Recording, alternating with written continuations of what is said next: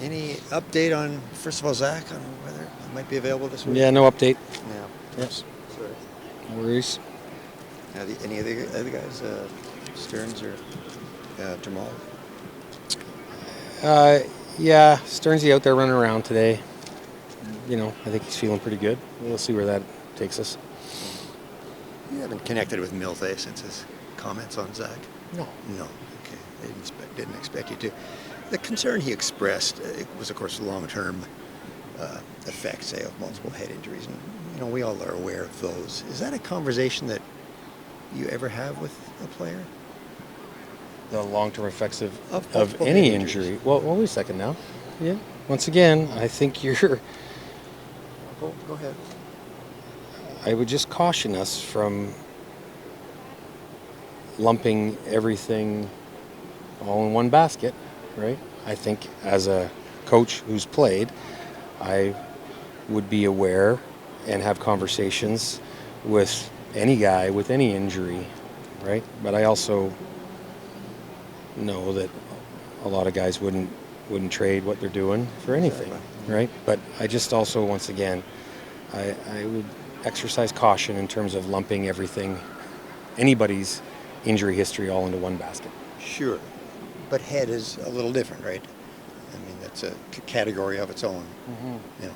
You re-injure your knee a few times, it's different than re-injuring your head a few times as far as long-term. I don't know. Sure. Potential. Potentially. Potentially. It's all potential. It's all an unknown, I know. Yeah, it really is. So that's not a conversation you refuse to have with guys, then you will have that? No, but all those conversations would be held in private. Sure, of course. Yeah. Okay.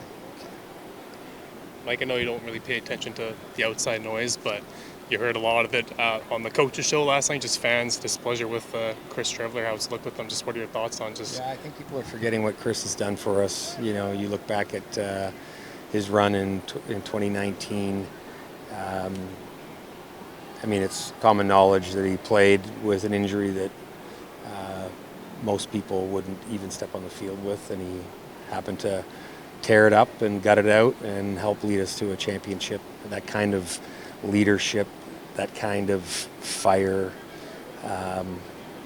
it's still all evident, and he has played for us since and won us games, and he stood in the pocket and delivered, and he's run the ball, and he certainly, when he's in there, he certainly allows us to have a whole bunch of different plays that most quarterbacks, you wouldn't be able to do those things.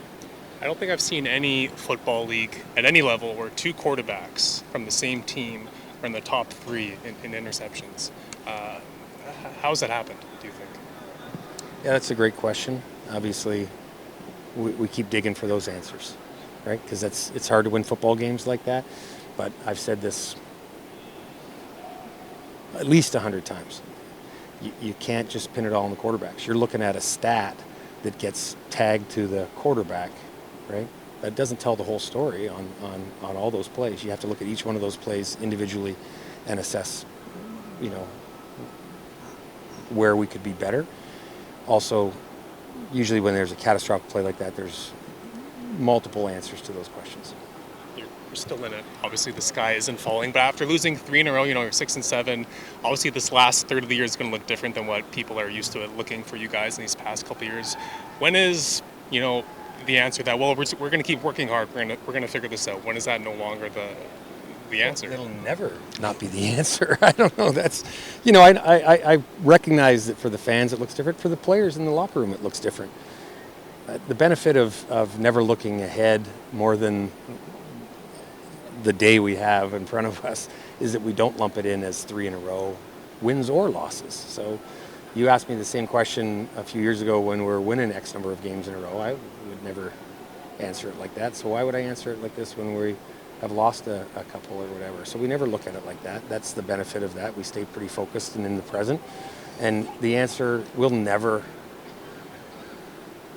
it's double negative. I'm trying to think of how to say it. My mom would be cringing right now with my English. But the bottom line is hard work will always be a major part of the answer. Sorry, go ahead. Say, Mike, why did Zach dress but not take reps today? Well, he was limited on the report, so he was going to do a few things, do some drills, and that was the plan. That doesn't necessarily rule him out then, right? Oh, no.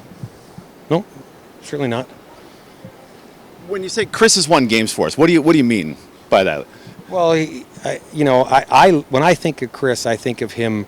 I can picture him willing his teammates and dragging people on his back, and also throwing big passes and making things work. Right?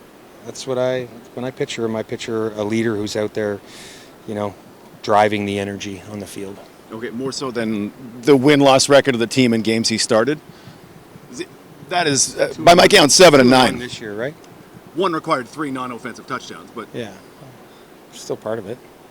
yeah, it's just that you said Chris has won games for us a bunch of times. You're It's just asking me to as count opposed each to one. we've won games with Chris at quarterback. It's interesting phrasing. Yeah, I think he brings when he's out there on the field, he brings an energy that is, pretty special. Like Zach does too. Zach brings a different type of energy, a different type of,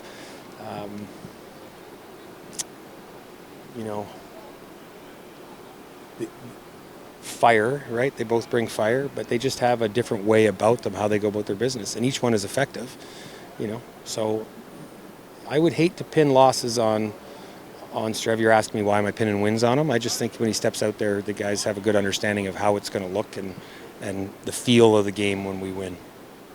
Mike, does it have to look different with Chris at quarterback too, in terms of what you get from your other phases? I mean, No, it doesn't. No, it doesn't have to look different. Once again, in terms of the offense, you have a set of plays that you don't normally have with other quarterbacks, which opens the playbook up a little bit.